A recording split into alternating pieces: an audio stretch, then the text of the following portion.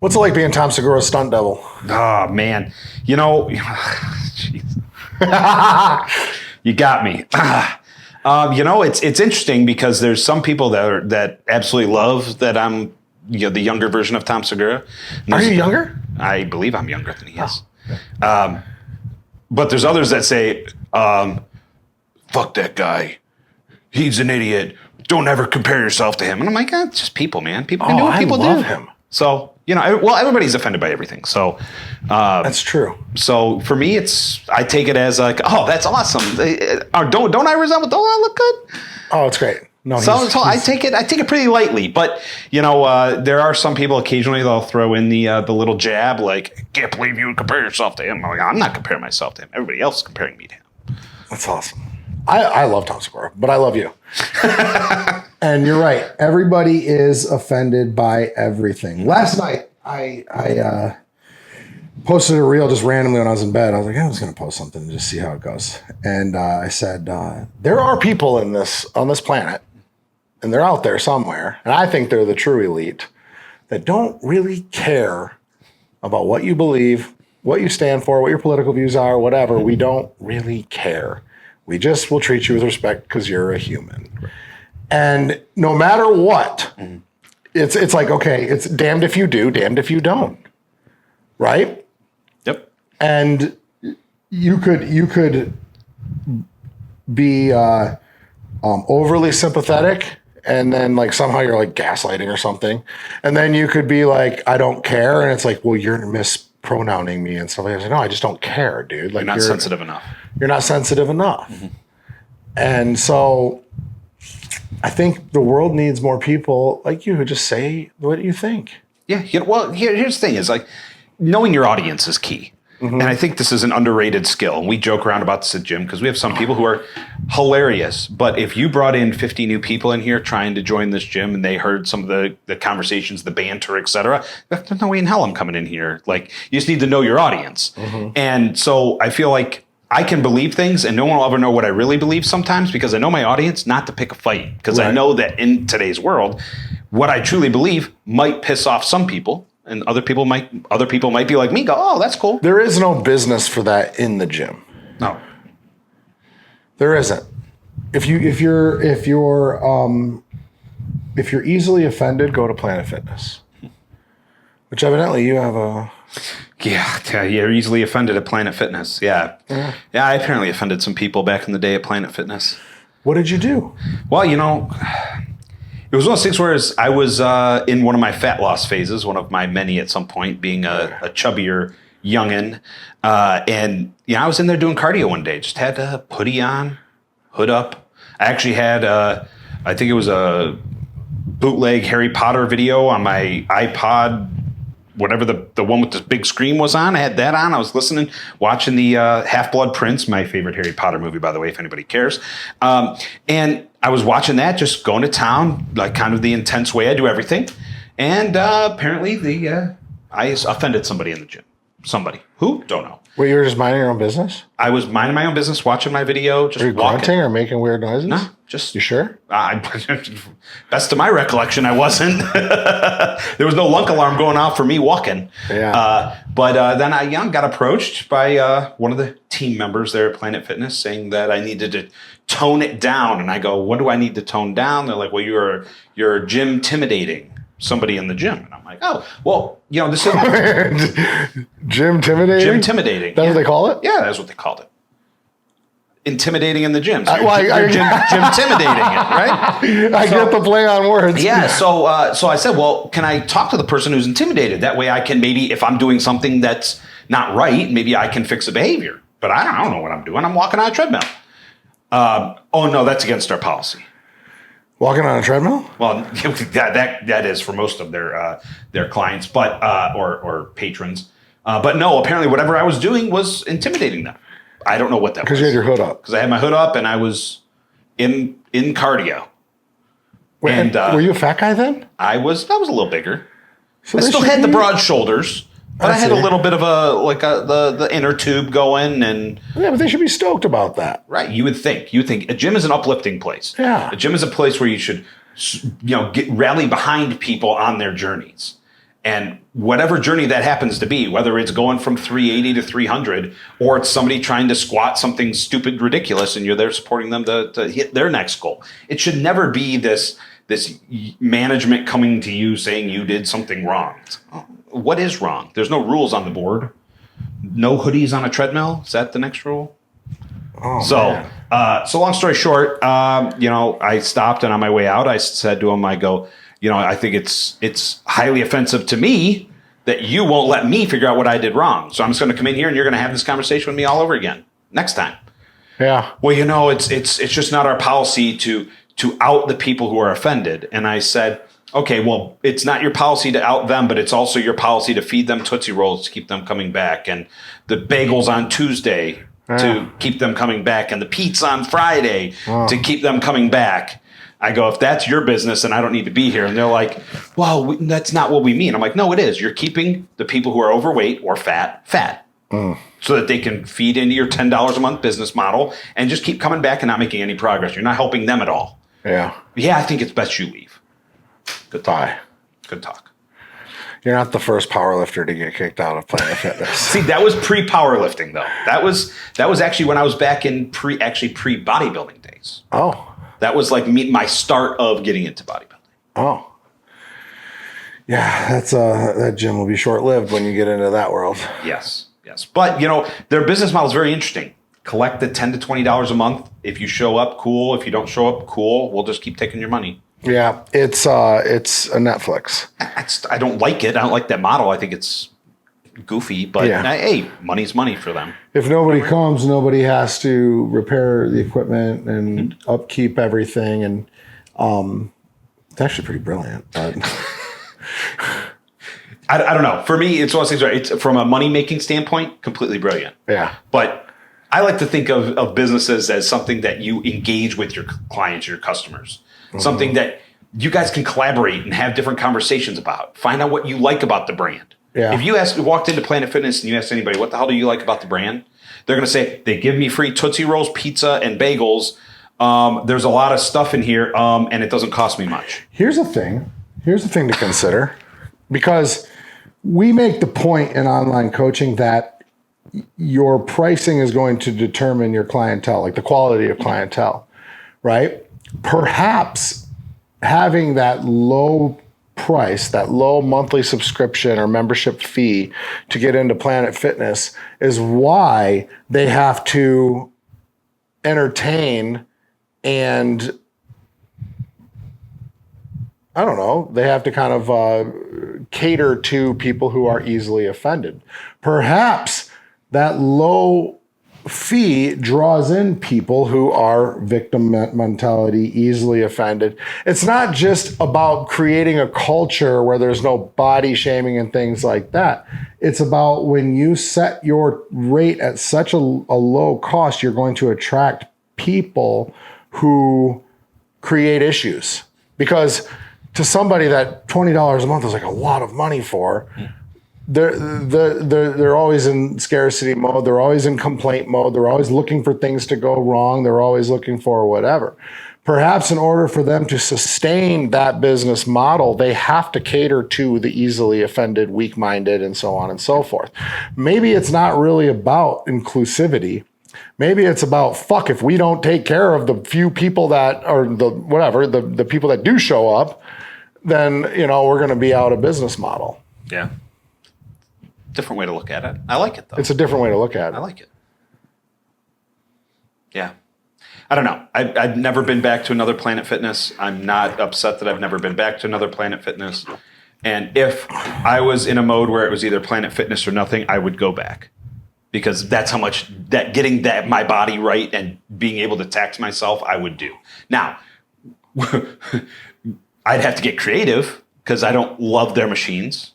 At least last time I was there. I don't love all the equipment there. That doesn't mean you can't get creative and still get a good workout in. Yeah. The importance of fitness and mindset and being in the corporate world. This is something that you hit home on hard. Yes. And I've been in the corporate world, and it's very, very unhealthy. Very. And the crazy thing is that the companies, I won't say all, a lot of companies they put in these wellness programs and they want you to, we're going to give you this benefit. How are we going to benefit you? Well, if you check these boxes, we give you $300 of $500 of X.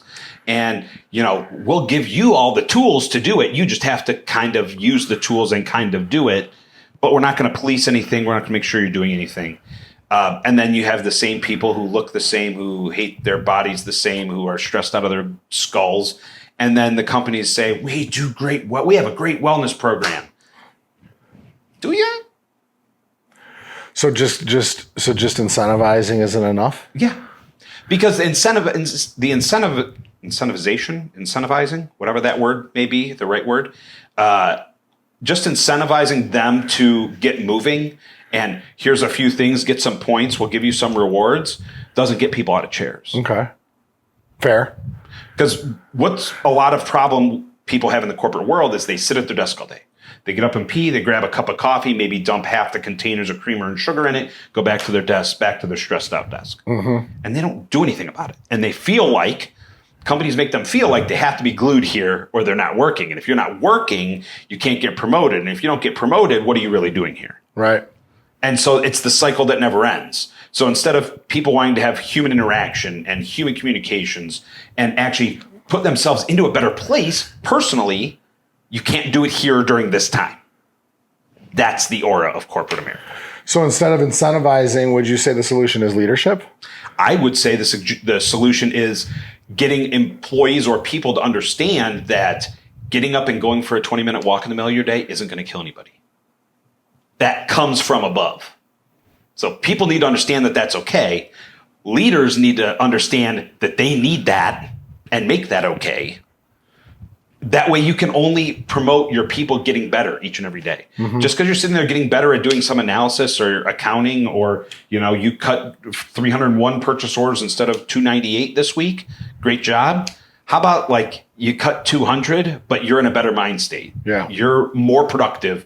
You're willing to have better conversations with people, better conversations with suppliers or customers. Instead, it's a forced conversation on a stressed out person who, at the end of the day, is going to go home. And what are they going to do when they get home? They're probably going to grab pizza or something on the way home, Taco Bell, and eat it in their bed. It could be they stop at the bar and drink 15 shots and 3 beers and forget what happened.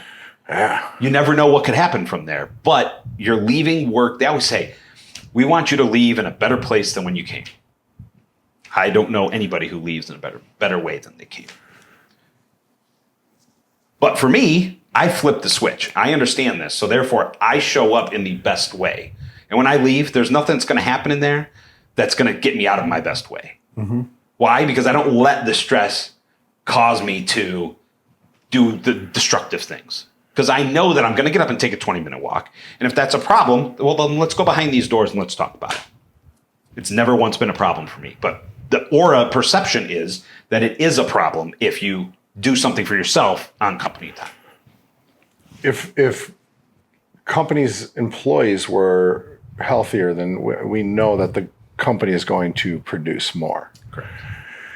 I can tell you, because I grew up in this world, and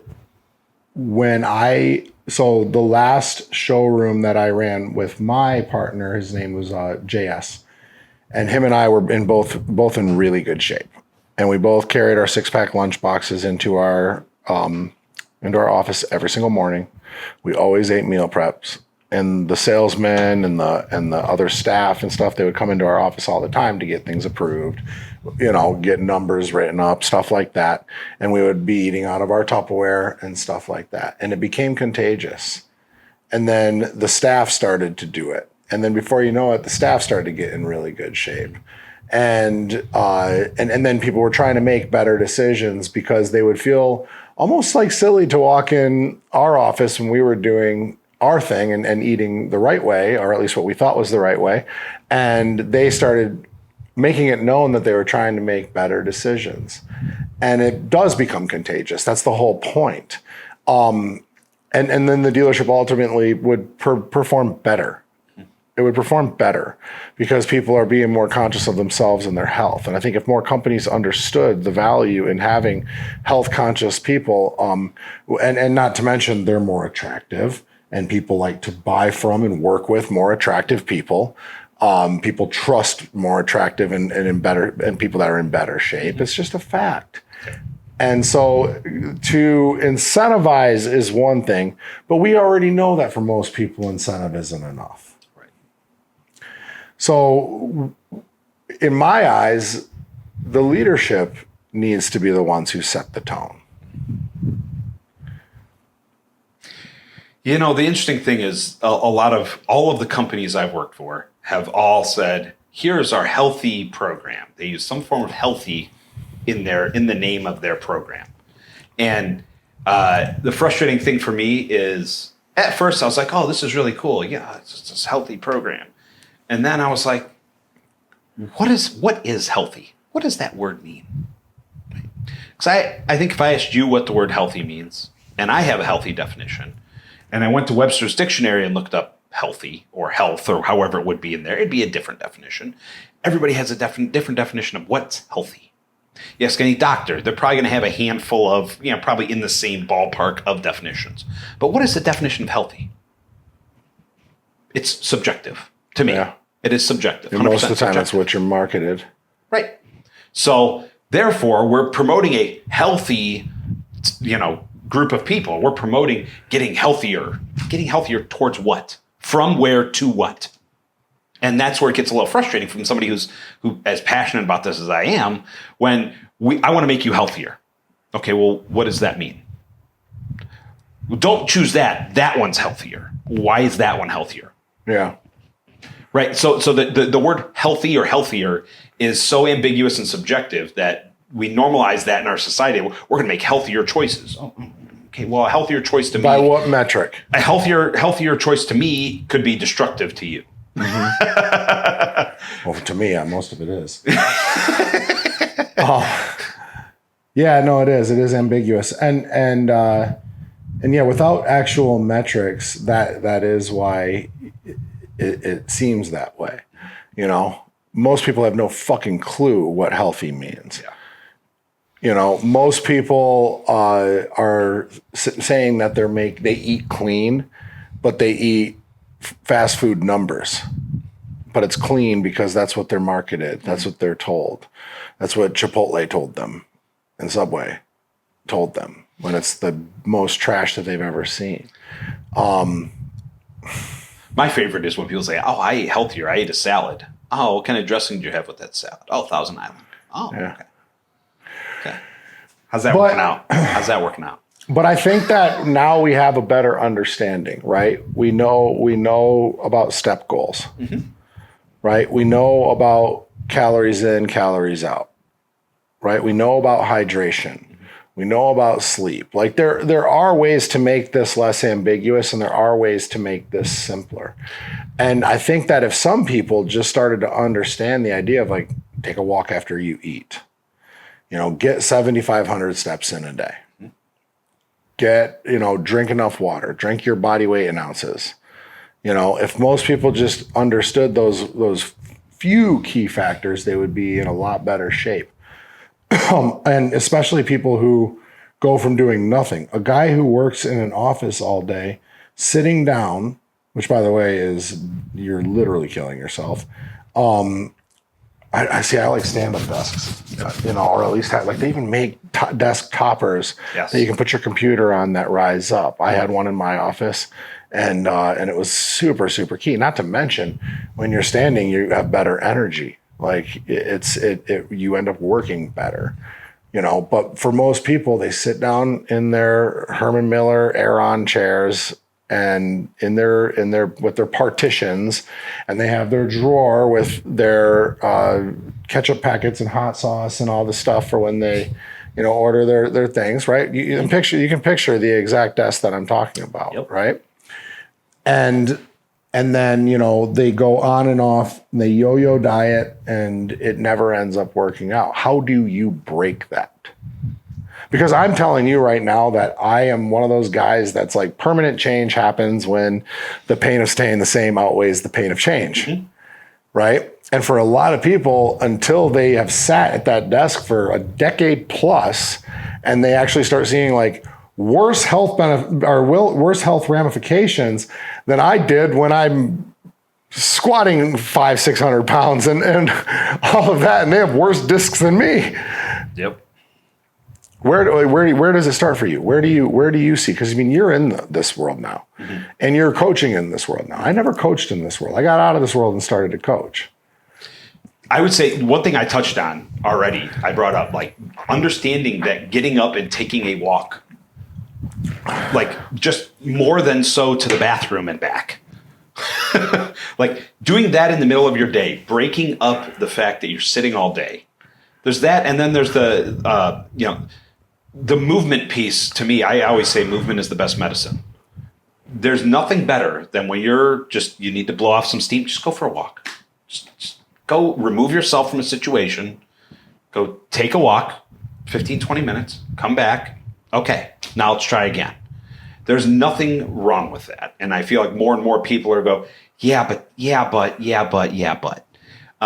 Eating cleaner, regardless of what the definition of clean is, eating cleaner, but that's quicker.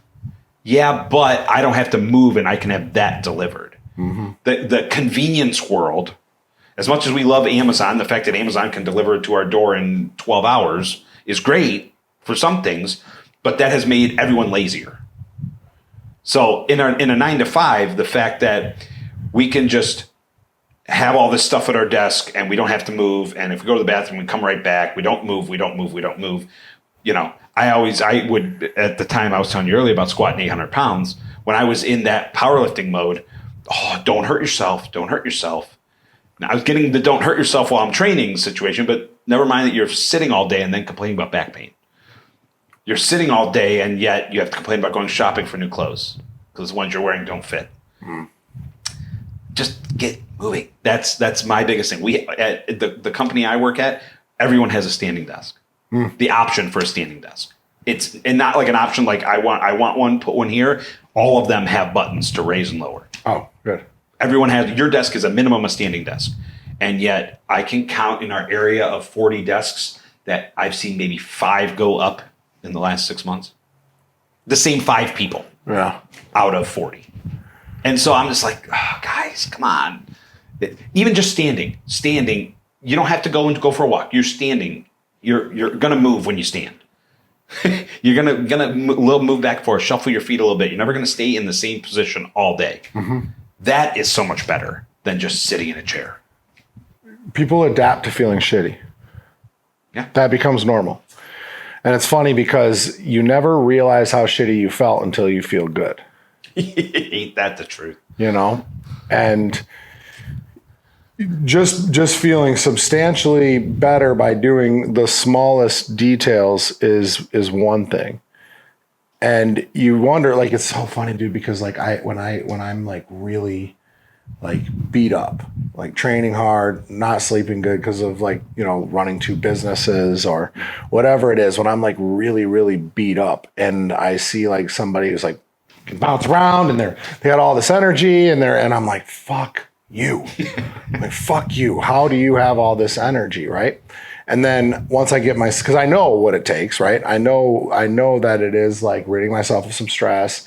It's sleeping a little bit more. And then all of a sudden I'm bouncing around like, fuck yeah, let's go. I'm ready to go. And it's like, whoa, you got to take and I think a lot of times we have to take a second to recognize like how shitty this is and that this is not the way to live. So we can try to stay in that pocket of bounce around fucking energy. People in their 30s are at jobs like this and they have the energy of a 50, 60-year-old. And most of these nowadays too, because by the way, most of these retired folks are starting to realize about health and wellness and gyms and things like that. And I see some 50-year-olds, 60-year-olds have way more energy than 30-year-olds that are working in an office all day. Mm-hmm. How? I have a semi-argument for that. How? Because the corporate world has told you that in order for you to become what the 60-year-old was, you need to put in the time. You need to do this, and you need to be here, and you need to constantly work. No fun, no breathing, just work. That's because they have fat leadership. That is correct. But that is how they're trained. That is how they're programmed. They're programmed that, well, the reason he is CEO or CFO is because he put in all these days, all these hours, he was there and he just put work first. And so now what do they see? Well, I want that. So I'm going to put work first. And what happens? They don't really go any higher because they burn themselves out. They only get rounder. A couple weeks ago, I had my friend Brian on here, and he was a Wall Street exec, and he worked on Wall Street for 20 years, and he said that he remembers when his first decade, or even the whole time he was there for the most part, that he would admire the beat up, road worn, fat, 4 divorces or 3 divorces exec. Management, owner, CEO, CFO, whatever. And that was what was normal. It was like, oh yeah, that guy's got all the money. That guy's got the tenure, right? Yep. Fuck the tenure. Right. Fuck the money. That guy's miserable. He is so miserable. He's miserable. And that's the thing is people, I also, there's the saying misery loves company. I also, on top of that, people love being miserable. People love being miserable because they love to have something to complain about. And instead of actually doing the things to get out of the complaining of what they're complaining about, it's easier for them to just complain about it. Because then they don't have to change anything. That's something I'm learning in my coaching venture here, is that people understanding that they need to change and actually is fine, but getting them to take the step to actually start is so hard.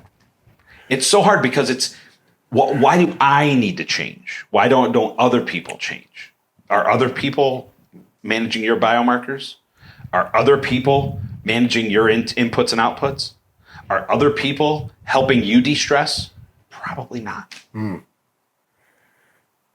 Yeah, complaining about shit feels really good, doesn't it? I mean, just everybody has a little bit, and that's okay. No. But I'm saying like chronic complaining is the easiest way to rid yourself of any type of support system. No, yeah, that's what I'm saying. It's relieving to complain and get negative and shitty about things. So easy. Yeah, it's so fucking easy. And I almost feel like the world pushes us that way. Interesting. And it takes a strong-willed individual to be the bison and face the storm of negativity. It's hard though if you're the type of person, and you are, right? Where like with social media, we follow a lot of personal development. The conversations that you and I are having right now, 2 people in our circle, are not going to sound new. Right. Right? It's like, yeah, of course. What are these 2 fucking idiots talking about? Of course, we know all this stuff. But it's crazy to think that with all of this awareness out there, there are folks that completely have the shield up, door closed, curtain shut. They don't even see it. Right. And in this world, we have to realize that the vast majority of people, that's why I always say it's like, people are like, oh yeah, there's so many people that are in personal development and personal training and coaching and all that out there. Not really.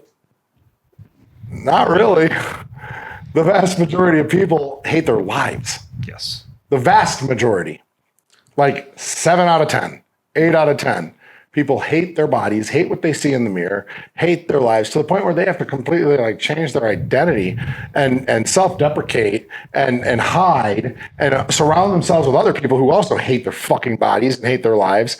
And that makes them feel accepted, maybe,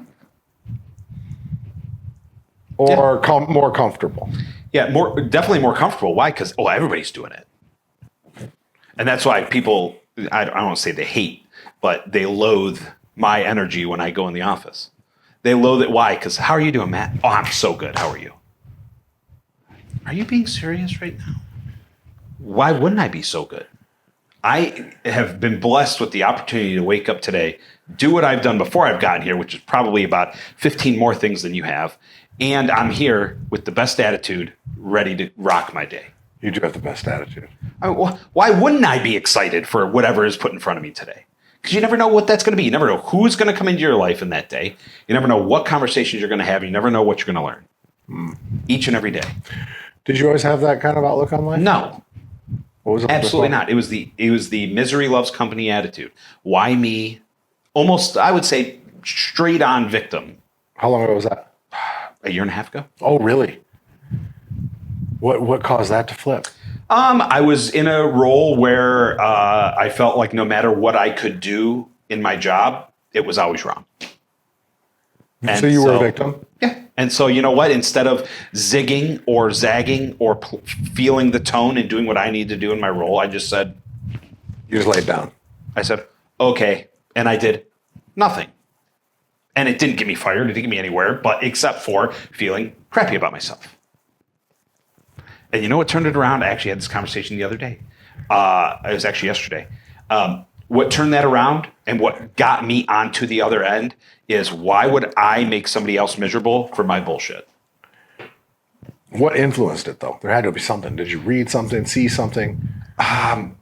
There was two things. One, my attitude was shit and my body was shit. So Okay. I said, okay, I need to change my body. I see. So what happened? I got with a coach. We started working. I started seeing change in 1 week. So week 2 came. I started seeing change in week 2. And I'm like, you know what? This is great. Now let's do this with my attitude. If this was this easy, why can't I just change my attitude? Mm-hmm. Why can't I just open my mind? And so the first thing I did, first step I took, was asking somebody, each and every person I interacted with, how they were doing and cared about the answer. And had a conversation about the answer of how they are doing today. Because that was my thing, is I was so consumed in my own stuff that I could say, hey, how you doing? And I don't really care how you're doing. Why would I care how you're doing? I'm busy in my stuff. But now when I put my stuff somewhere else and I'm having a conversation with someone, they don't care about the stuff I'm going through. Some do, but most people don't. So if I'm going to ask you a question, why wouldn't I pay attention to the answer? Why wouldn't I actually show that I do care about you? And you don't deserve to be the wrath of my BS. So that was step one. When you were a teenager, did you have energy like you do now? Were you more timid? I was introverted, but semi-athletic. I could go and pick up any sport, but I was a chunker. So I had semi-introverted, but also had body image issues. So I tore both Achilles when I was younger, or Achilles and broken foot, some combination of the both. So it was a calendar year I was in a cast. Oh, man. And so I got fat because I couldn't be active. And so I always had body image issues until I did something about it. And so I was timid. I was a little introverted. But I could go and play a pickup game of something. But don't you dare have it be shirts versus skins. Team shirt. But I asked you this, and I said, we're going to do a skins. You're like, fuck yeah. Let's go. Yeah. You know why? Because I am where I am and only I can change it. If I don't like what I see, okay, well, I'm the one who can change it. You look good. It's one of my favorite quotes by Jay Williams, the old ex-Duke basketball player. I am where I am and only I can change it. Huh. That's good. Because no matter what state you're in, no one else is going to pull you out of that state. They could try, but at the end of the day, in order for them to help pull you out of a state, you have to assume control of letting go. And you can't let go even if someone's pulling you. Because you're just going to find it way back. Yeah.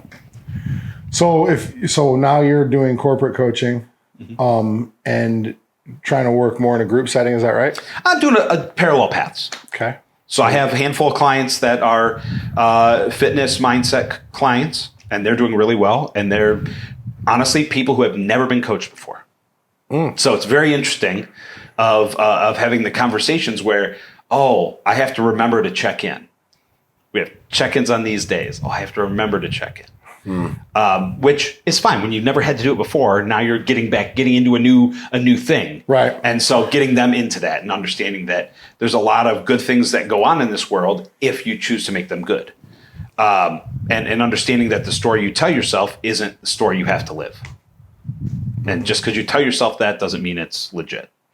And then on the corporate side of things, I have created a program. It's a 6-week program. I'll do 6 one-hour sessions where I help people in team settings understand that just because Johnny and Susie next to you don't believe in the options you propose doesn't mean they're bad options and doesn't mean they're bad people. And also understand that the minute you leave your crap somewhere else, you're better for the team. Yeah.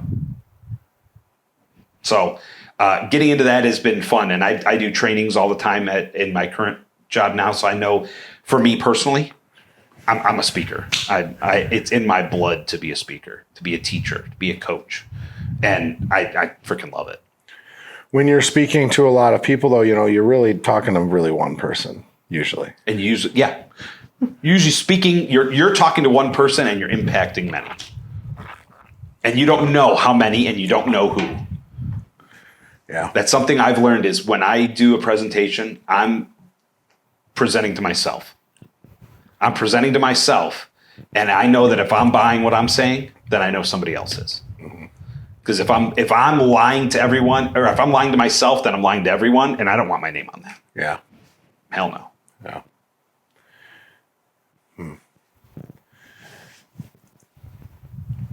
It's tough because I think a lot of times where speakers get that wrong is they think that they're going to go in and like move the room, and you can't go at it in it with that attitude. Because you can't control if somebody's going to be moved or not. You can control whether you have moved yourself and believe what you're saying. Yeah. If you believe the message you're giving, you can do a million speeches and be, the best of the best. But you have to believe it. Yeah. And another one I learned recently was, when you don't believe in you, why would anybody else? Yeah. And I know that sounds so basic, but when you actually think about that and apply that to everything you do. If you're going to go and tell somebody how to fix a car, but you aren't confident in how you're going to do that, well, if they screw it up, is that on you or is that on them? Yeah. Well, yeah, no, it will determine the outcome of the client. Absolutely. So believing in yourself is so important, regardless of how much shit you're in, regardless of you are, smoking butterflies and rainbows. If you don't believe in yourself, you're not going to get anywhere in life. No. That's why I think it is so important that before you try to lead others, that you are led. I think a lot of people have this vision of themselves as being a leader, but they have either never been led or they've never received great leadership. Mm-hmm. And so that's where it's like super important to understand investment in yourself. You mentioned that like when you were feeling a year and a half ago that way, that you hired a coach to get back into shape. You did some inward work as well. And that puts you in a position to feel confident to be able to assist others. In a program that I work, we have to work 11 steps, right? Before we get our 12th. Mm-hmm. And that 12th is finally then, having had a spiritual awakening, we take the message to people that are still struggling. But the first part is surrendering, right? So if you're not in my situation, right, first you surrender and you say, I can't do it on my own. Yep. And most people need to understand that they can't do it on their own. Like most people, you can't do it on your own, right? You have to surrender to that fact. Because if you could do it on your own, you wouldn't have been in the fucked up place that you were in to begin with. Yep. If you could do it on your own, if everybody could do everything on their own, there wouldn't be half the people doing what they do. Mm-hmm. More than half. More than half. Staggering to think. It's crazy. But it's really not. right. It's one of those things where it's like, it's crazy to think like, oh, wow, how hard is it to actually, do something on your own? And then you go, well, it's really hard because I've tried and failed. Yeah. Well, just go to any public setting. What did you call it? Mickey Land. Mickey Land. Yeah. Go to Mickey Land. Go to Disney and look around. There's a lot of people that are trying it on their own. Like tens of thousands. And if it's just there, it's everywhere. Yep. And you can do that. You can go there. You can go anywhere. Go to sporting events. Go everywhere. It's all people who are, well, I eat pretty clean, or I'm doing it on my own. Mm-hmm. I'm motivated. Got willpower. Okay. Okay. Yeah, how's that working out? Yeah. That's going to evolve into, oh, no, I'm just comfortable where I'm at. Okay. Are you though? No. No. That's how it always goes. No. In fact, in my eyes, in my view, anyone that tells me, like, has to go out of their way to say that I'm comfortable where I'm at is fucking lying to me. 100%. 100%. Right? Yep. It could be, if you say it could be better, but I'm pretty good where I'm at. Well, the first part you said was the right part. Right. Absolutely. 100%. The comfortable where you're at is the wrong part.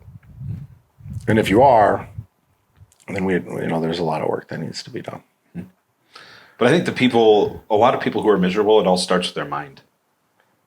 Yeah. Accepting the fact that, like, I'm actually not good where I'm at. Right. My nutrition habits, my lack of exercise may be paramount.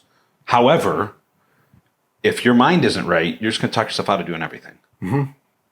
And that's why I preach with my clients, and even every day on Instagram and my morning motivational videos, of ways you can help get out of your own way. Mm-hmm. Because a lot of times we're just getting our own way and we find every excuse in the book to not actually do the work.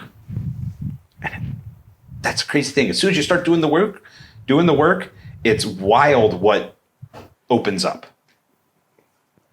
It's wild what opens up when you actually do the work. Yeah.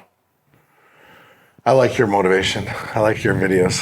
Thank you. I like the way that you talk, and I think that people, when they find you, they'll feel comfortable with you. You are a guy that's done the work, and you are a guy that practices what he preaches, and that's the most important thing. If we were to look you up, how do we find you? So on Instagram, it's at Matt Freakin Deakins. Same on TikTok, and then. I do have a YouTube channel, the Matt Freakin Deakins, because Matt Freakin Deakins got shut down a year ago because I was a bad boy. You were a bad boy? I was a bad boy. Oh. But yeah, all three of those locations, I'm there all the time. Awesome. This was fun. This is great. I absolutely love this. Yeah, I'm so glad this worked out. Guys, if you like what you saw, make sure you click subscribe, and we'll put all of Matt's stuff below. Make sure you go check him out on Instagram, TikTok, and YouTube. And we appreciate you checking us out, and we'll catch you next time on the Justin Wenzel podcast.